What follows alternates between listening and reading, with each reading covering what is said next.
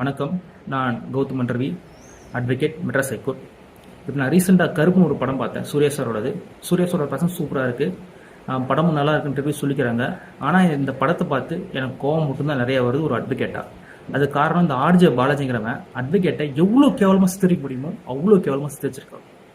அதில் ஒரு சீன் வருது, பிரியாணி சாப்பிட்ற மாதிரி க்ளோஸ்அப் வைக்கிறான் அட்வொகேட்டுக்கு. அந்த கிளைண்ட் ஒரு பொண்ணு சொல்கிறாங்க, இது வரைக்கும் நான் 2 லட்சத்துக்கு பிரியாணி மட்டும் வாங்கி கொடுத்துருக்கேன் அப்படிங்கிறாங்க. டேய், நீங்கள் என்ன வேணால் எடுத்து போவீங்களாடா? இன்னும் குப்பையை போட்டாலும் நாங்கள் எடுத்துக்கணுமாடா? ஒரு ஜூனியர் அட்வொகேட் நிலைமை உனக்கு என்னன்னு தெரியுமா? நீ கோர்ட்டு பக்கம் சும்மா போயிருந்தா கூட ஒரு அட்வொகேட் நிலைமை உனக்கு என்ன தெரிஞ்சிருக்கும்டா. ஹைகோர்ட்டில் விசிட்டர் பாஸ் வாங்கி நீ வேடிக்கை பார்த்துலாம் இது மாதிரி படம் எடுத்துக்க மாட்டாங்க. நீ இன்னும் குப்பை எடுத்து வச்சுக்க எனக்கு தெரியல. எனக்கு அவ்வளோ கோவம் வருது எனக்கு. நீ போவியாடா? மாதம் 3000 சம்பளத்துக்கு நீ போவியா? அட்வொகேட்டு போக வேண்டாம், மாதம் 3000 சம்பளத்துக்கு போவோம். இன்னும் நிறைய அட்வொகேட்டுங்க சம்பளமே இல்லாமல் போயிட்டு இருக்கானுங்க. நீ மெட்ராஸ் ஹைகோர்ட்டில் ஆப்போசிட்ல தம்புச்செட்டி ஸ்ட்ரீட்னு ஒரு ஸ்ட்ரீட் இருக்கு, அது லெஃப்ட் எடுத்தா ஒரு அட்வொகேட் அசோசியேஷன் ஃப்ரீயா சாப்பாடு போடுறாங்க.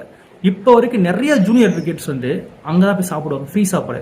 40 ரூபா காசு இருக்காது, மதியம் சாப்பிடுவாங்க. 40 ரூபா காசு இருக்காதான்? இருக்காது. நிறைய பேர் 40 ரூபா காசு இருக்காது. அது மாதிரி நிலைமையில அட்வொகேட் சுத்திட்டு இருக்கான். ஃபர்ஸ்ட் ஜென்டர் அட்வொகேட்டா இருந்தா ரொம்ப கஷ்டப்படுவான். நீ அசால்ட்டா அட்வொகேட் அவ்வளவு கேவலமா காட்டிருக்கா இந்த படத்துல. அவ்வளவு கோவம் வருது, வெளியே சொல்ல முடியல. நான் சிம்பிளா சொல்றேன். உன் கதை என்னன்னா, ஒரு கார்டு வராரு, கார்டு வந்து அந்த கோர்ட் மாத்துறாப்புல. நான் உனக்கு சொல்றேன், சில விஷயம் சொல்றேன், இந்த கடன் பார்த்துருக்கேன்.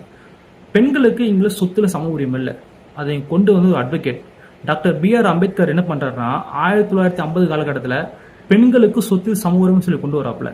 அதுதான் 2005 இந்தியா ஃபுல்லா வருது. நடுவில் தமிழ்நாடு, ஆந்திரா அது மாதிரி அங்க ஸ்ட்ரீட்னஸ் கொண்டு இருக்காங்க. அப்புறம் அது இதெல்லாம் இன்னொன்னு சொல்றேன், கடவுள் பேரை சொல்லி காலங்காலமா மக்களை கோயிலே விட மாட்டானுங்க.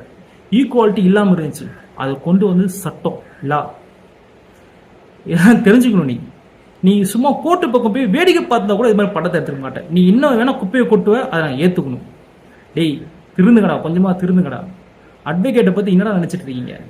எவ்வளோ அட்வொகேட் வந்து ஃப்ரீயா கேஸ் தான் தெரியுமா?